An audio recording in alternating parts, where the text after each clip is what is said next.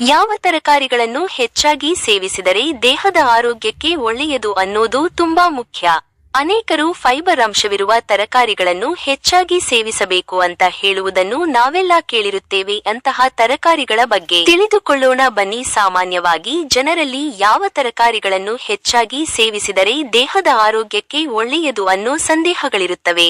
ಅನೇಕರು ಫೈಬರ್ ಅಂಶವಿರುವ ತರಕಾರಿಗಳನ್ನು ಹೆಚ್ಚಾಗಿ ಸೇವಿಸಬೇಕು ಅಂತ ಹೇಳುವುದನ್ನು ನಾವೆಲ್ಲ ಕೇಳಿರುತ್ತೇವೆ.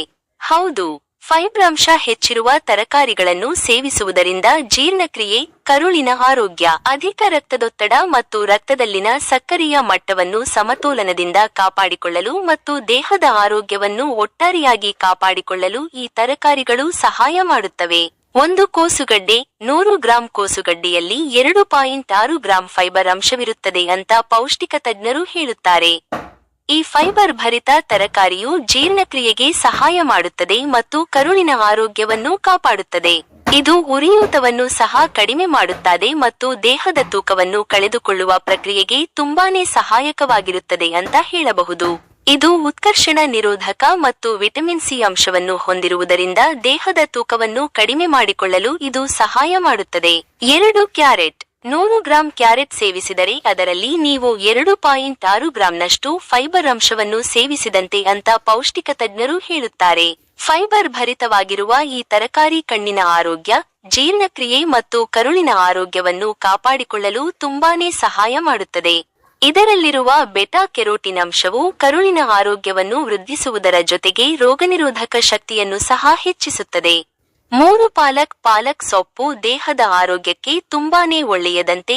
100 ಗ್ರಾಂ ಪಾಲಕ್ ಸೊಪ್ಪಿನಲ್ಲಿ 2.2 ಗ್ರಾಂ ಫೈಬರ್ ಅಂಶವಿರುತ್ತದೆ. ಇದು ಜೀರ್ಣಕ್ರಿಯೆಯನ್ನು ನಿಯಂತ್ರಿಸುತ್ತದೆ ಮತ್ತು ಕರುಳಿನ ಆರೋಗ್ಯವನ್ನು ಸುಧಾರಿಸುತ್ತದೆ.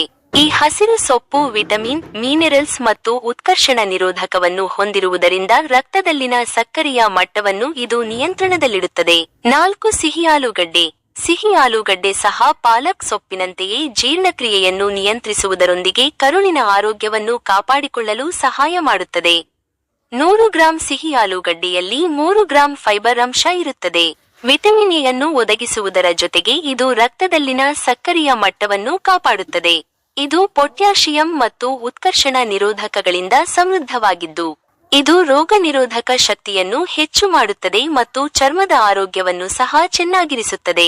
5 ಕಾಲಿಫ್ಲವರ್ ಈ ತರಕಾರಿಯಲ್ಲಿ ಹೆಚ್ಚಿನ ಫೈಬರ್ ಅಂಶವಿದ್ದು ಕಡಿಮೆ ಕ್ಯಾಲೋರಿಯನ್ನು ಹೊಂದಿರುತ್ತದೆ. 100 ಗ್ರಾಂ ಕಾಲಿಫ್ಲವರ್ 2 ಗ್ರಾಂ ಫೈಬರ್ ಅಂಶವನ್ನು ಹೊಂದಿರುತ್ತದೆ.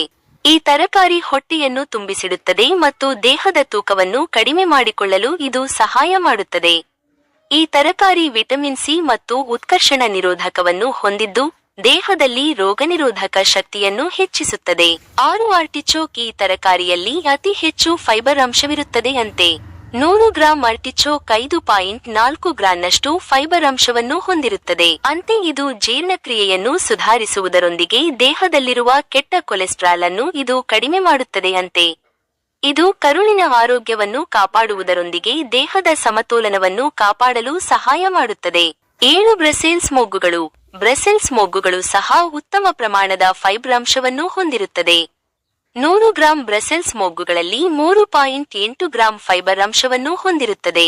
ಇದು ಜೀರ್ಣಕ್ರಿಯೆಯನ್ನು ಬೆಂಬಲಿಸುತ್ತದೆ ಮತ್ತು ಹೊಟ್ಟೆ ಉಬ್ಬರದಂತಹ ಸಮಸ್ಯೆಯನ್ನು ದೂರವಿಡುತ್ತದೆ. ಈ ತರಕಾರಿ ಸೇವನೆ ಹೃದಯದ ಆರೋಗ್ಯವನ್ನು ಸಹ ಕಾಪಾಡುತ್ತದೆ. ಇದರಲ್ಲಿರುವ ಉತ್ಕರ್ಷಣ ನಿರೋಧಕ ಅಂಶವು ಉರಿಯೂತವನ್ನು ಕಡಿಮೆ ಮಾಡುವುದರೊಂದಿಗೆ ದೇಹದ ಆರೋಗ್ಯವನ್ನು ಕಾಪಾಡುತ್ತದೆ.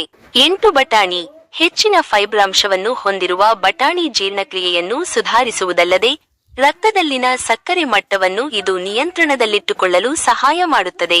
100 ಗ್ರಾಂ ಬಟಾಣಿಯಲ್ಲಿ 5.7 ಗ್ರಾಂನಷ್ಟು ಫೈಬರ್ ಅಂಶವಿರುತ್ತದೆ. ಇದರಲ್ಲಿರುವ ಎಲ್ಲಾ ವಿಟಮಿನ್ ಅಂಶಗಳು ಸಮತೋಲಿತ ಡಯಟ್ ಅನುಸರಿಸಲು ಅನುವು ಮಾಡಿಕೊಡುತ್ತದೆ.